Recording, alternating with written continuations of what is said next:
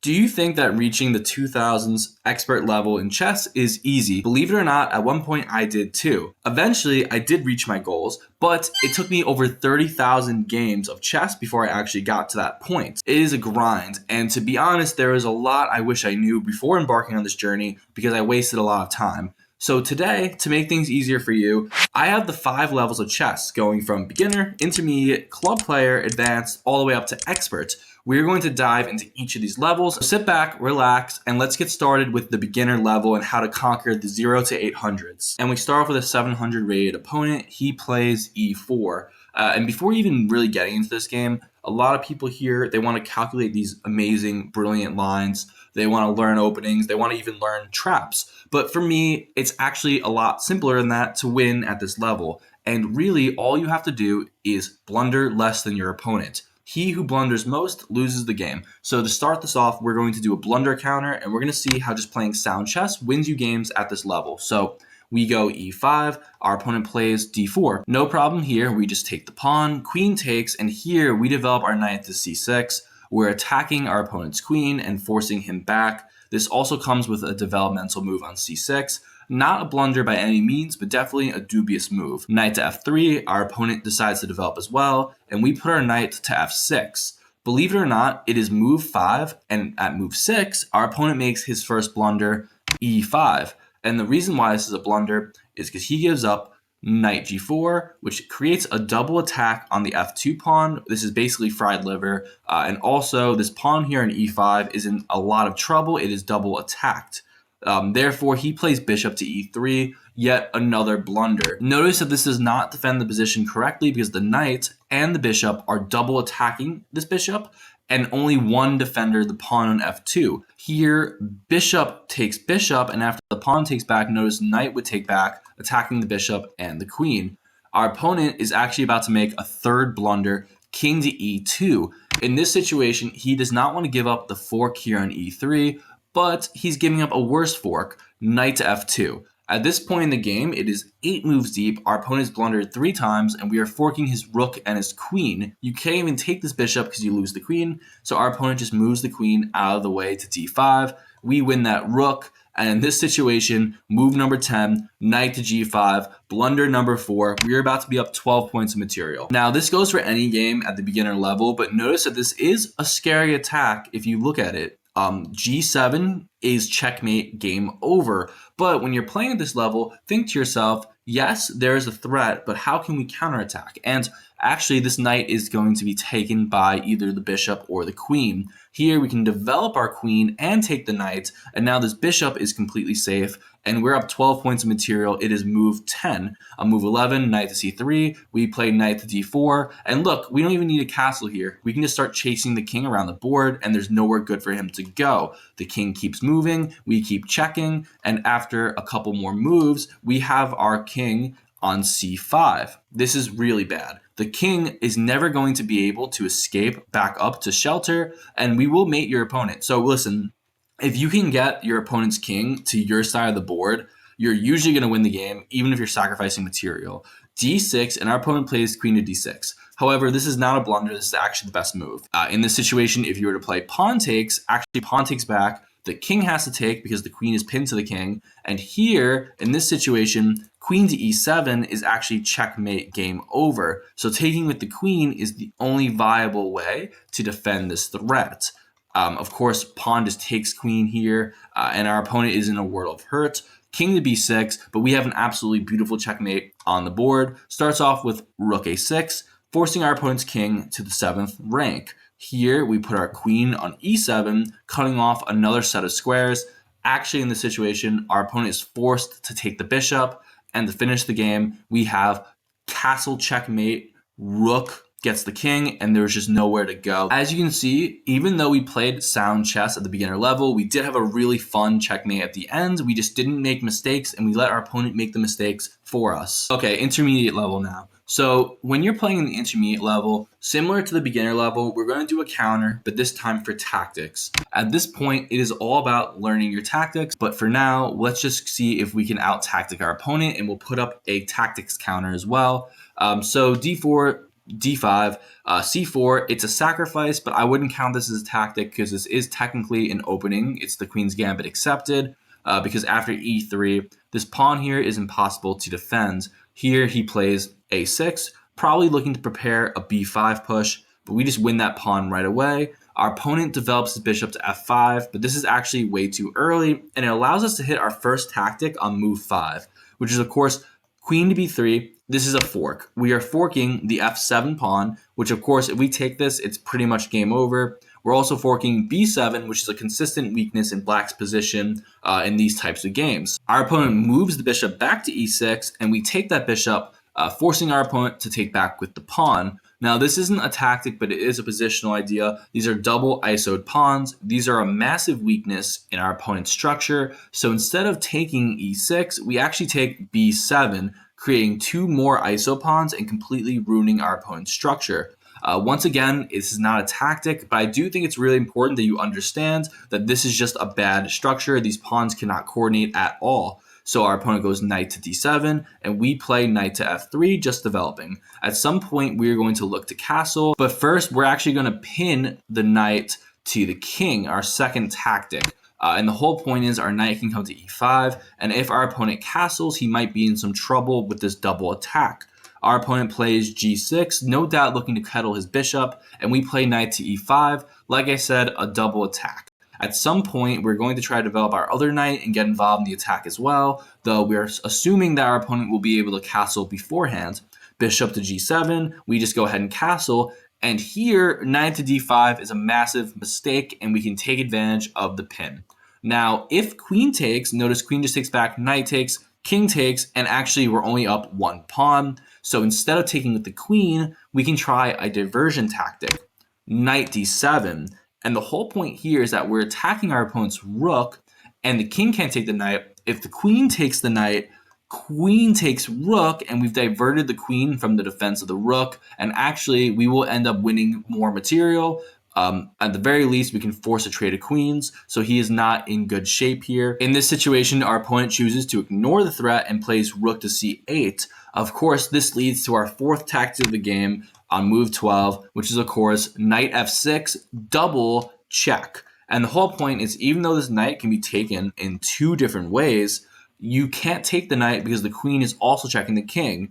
In the same context, the queen could technically block the king, but of course the knight is checking the king, so the king just has to move. And in this situation, we start trading down material because we're just winning. And if we can trade off queens, that's just going to be a complete W for white. Our opponent defends the pawn, and we just continue to develop.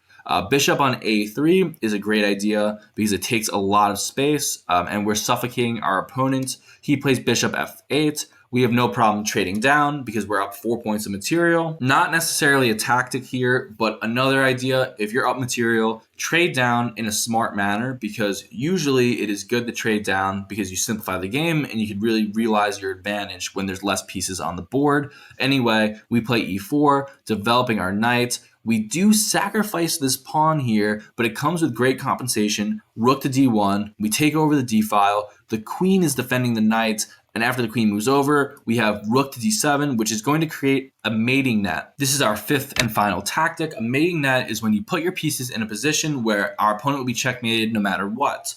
Notice that the king cannot go to f6. He has to move to the last rank. Queen takes e6, check, and our opponent is in some serious trouble. This is checkmate in 1. Our opponent misses the main 1, and we've gotten it. It is game over. There is nowhere for our opponent to go. GG's. Now, as we enter the club level, things are a little bit different. We can't just rely on our opponent's blunders as well as simple tactics to win games. I think this is the point where you should start learning some theory and some ideas in particular openings.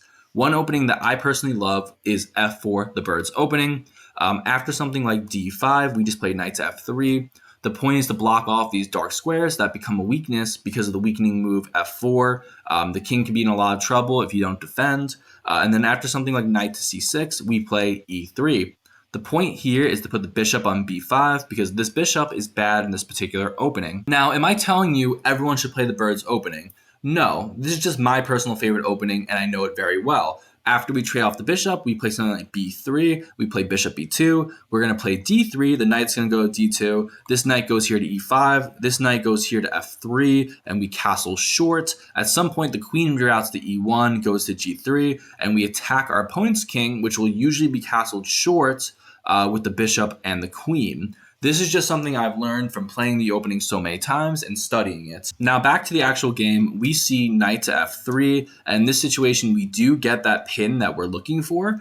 After bishop to g4, counter pinning our knight, we just go ahead and take that knight, pawn takes, and then we castle. And now this knight is double defended, so we're okay with that. Notice that e6 is played. We just play d3, looking to put the knight on d2, adding another defender to this knight. Bishop comes to c5. Like I said, the queen wants to go to e1 anyway, and we would be defending this pawn on e3, so let's do that. Queen defends pawn on e3. Here, our opponent continues by castling, and we play knight to e5, attacking the bishop, and also attacking c6. This forces the queen to come in and defend the c6 pawn, and we just continue by playing b3, looking to get our bishop to b2. Here in this situation, d4 is played. Notice that if we took this pawn, the bishop would take back, forking the rook and the king. Now, even though I know this opening well and I like my bishop on b2, I also understand the principles of chess, and I know that we don't want to take this pawn. We actually allow him to close up the position and just play e4 instead, because this is a crushing and very strong position for white, and we're going to go for another idea in the bird's opening, f5 push. So either way, in this situation, bishop to h5 is played, we play queen to g3, and we're putting tons of pressure on our opponent's king. We see bishop to g6, and here a tactic is available to win the game. We first take the bishop with our knight, and notice after pawn takes back, there is now a fork. We are forking the queen and the knight. Even after the knight comes to h5 to attack the queen, we just simply take that queen, knight takes, and here we just take back and we've won a minor piece for free. Now in this situation, it is very simple. We are going to look to trade down the position because we are up a minor piece, right? So bishop takes, we get our knight to d2. Maybe at some point we develop our knight to either c4 or e4, and we'd like to open this position up and trade off the rooks, and it's pretty much just game over already. Pawn takes. Now we go knight to c4, and notice that we have opened up this position and the rooks are going to trade. We're also defending the e5 pawn. After the rook goes to e7, it's a no-brainer to take that rook. King takes, rook f1, rook defends, rook takes. We are completely winning because after king takes rook, we have an even amount of pawns on the board, but we have the knight, and this will be a very easy win. The main takeaway I want you to get from this game is that I played a very strong club level opponent here, and I basically just beat him with some theory and some ideas. But now we're in the big leagues. We got an advanced level opponent. This one's actually a 1927, very difficult opponent, and winning is not as simple as tactics, blunders, even knowing some ideas, some openings. You need a little bit more. And here, this is where positional play becomes very important and learning how to sacrifice material advantages for actual advantages. In this situation, our opponent plays e3. This is the Van Croots, but I don't know this opening very well, and I don't know any theory, so I'm completely blind. I play e5 because I take up space, and my opponent plays c3. I'm just assuming that d4 is the idea here because he's prepping this square, he's got a lot of pressure, and I'm going to continue my development with knight c6, defending the pawn.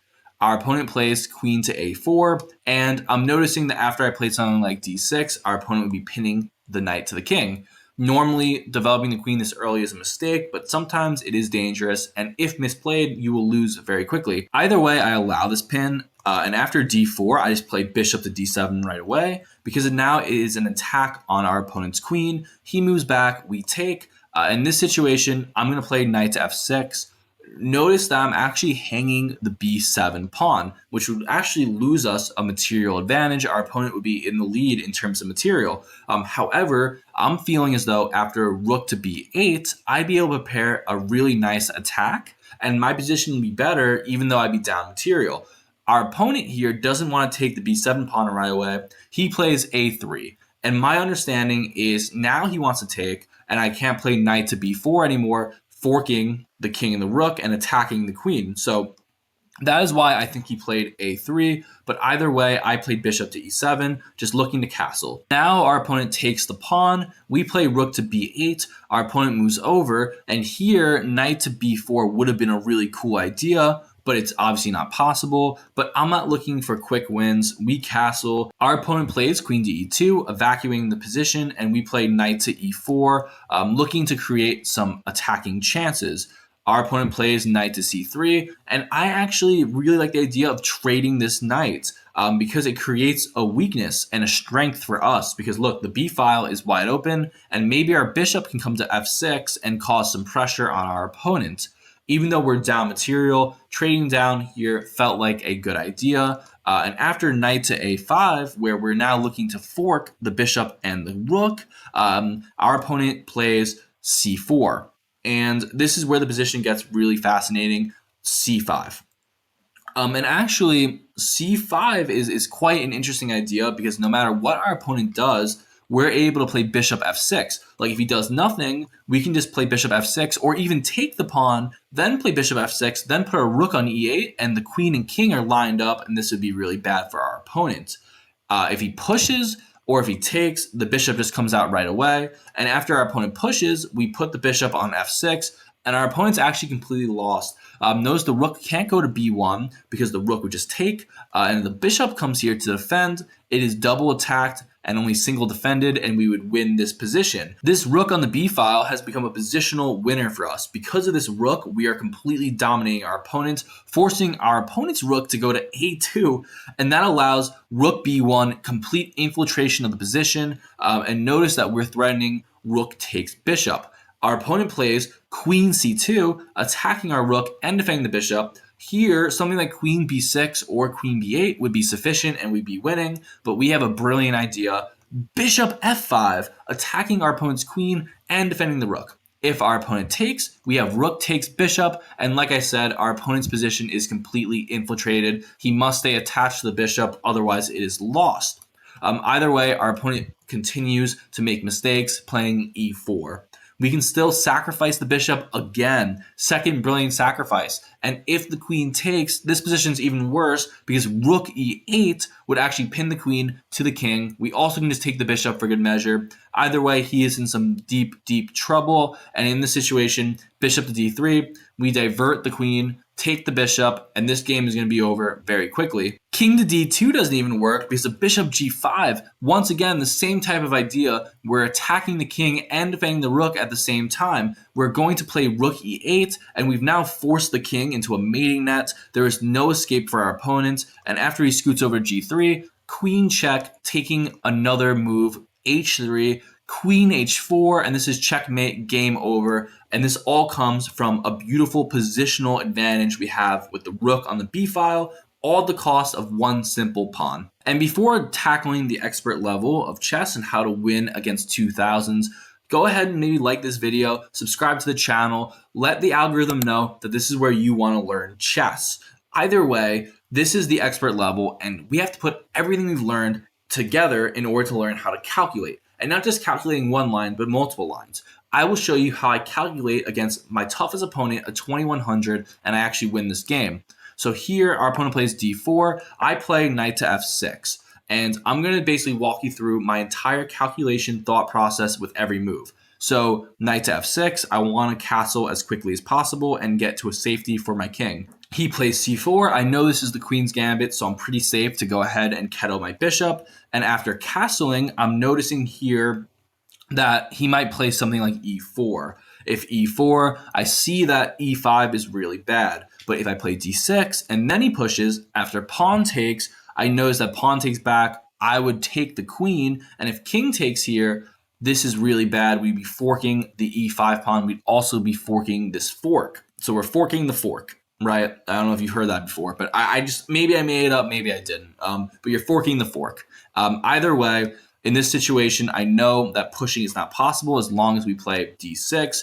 So bishop comes out to d3, and we play knight to d7. I'm looking to push e5. I'm just waiting for the right moment. Sometimes c5 is really good too because it opens up this bishop's diagonal. But either way, knight to f3. I move my queen over to e8. This feels like a mistake because now e5 is pushable, but I calculated that after pawn takes back. Once again, knight to g4, and we're triple attacking this pawn, and you can't defend it. And we're just up a full pawn here, right? Like, that's all it is. You're just up a pawn. So you don't want to just give up pawns in the opening like that. So queen to d2. Something that I was a little concerned about because the bishop goes to h6, but I had calculated that I wouldn't take back. I would just push e5, and then after bishop takes, I would play king to g7. Either way, we get the e5 push, and here, a move that I was anticipating, h4. A concern I had was that he was going to try to discombobulate the king side and activate his rook on the h-file. However, I calculated that after pawn takes and knight takes back, I have this beautiful move, knight f4, and in this situation, if you take back with, let's say, the bishop, simply just knight c5, double attacks the bishop. We're taking advantage of the king that is not castled yet. Either way, in this situation, he actually plays knight takes, allowing me to play bishop takes knight, eyeing down the f2 pawn. Of course, this is a mistake. Knight to c5 was better in this situation, but either way, I won the knight. And after bishop to h6, another mistake, I play f5, attacking the knights. In this situation, bishop takes rook. Now, I'm going to actually show that I made a flaw in my calculations here. Here, I thought that after pawn takes, we'd be in really good shape because the bishop would be under attack, but I missed that after the bishop moves, the queen is discovering the bishop.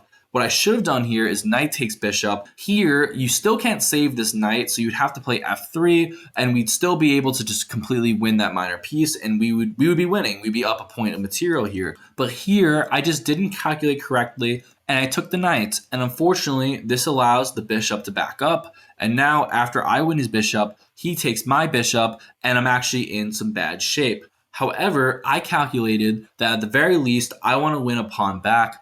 I played bishop to f2, king takes, and then queen f8, which comes with check. And in this situation, I felt as though, even though I lost the exchange, I had enough compensation to win. My knight would probably go to c5 to defend this pawn, and I was in good shape. The king moves back, my knight goes to c5, and here, h5. This is the aggressive option that I was prepared for, but I had a really beautiful idea here. So what I wanted to play was bishop to f5. And I thought if pawn takes, bishop takes, and actually this position is not scary at all. I can quickly get some defenders to this position and I'd be okay. But what I was also waiting for was an aggressive push g4. However, g4 is a massive mistake, and I had calculated a beauty to win this game, starting off with e3, the intermezzo, great move. And basically the point here is if queen takes pawn, the rook comes to e8, and it's basically game over. We're going to be able to either play bishop g4, maybe knight d3, and our opponent is going to be completely blown off the board. Material is not everything, it's about position, and this is an awful position for our opponent.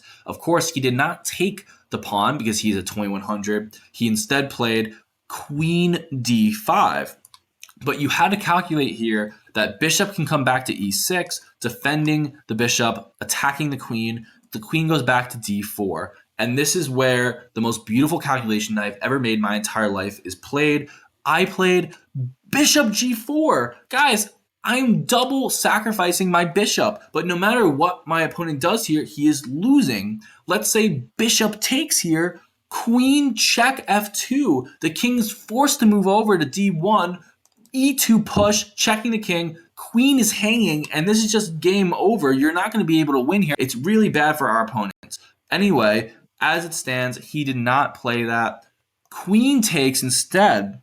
And this makes a lot of sense because now after queen to f2, the king can just move over. And actually, you're in good shape here. I mean, you're going to survive even though it's scary because the d file isn't open and this h push is a little too dangerous. However, he missed the absolutely insane knight d3, sacrificing the knight, guys.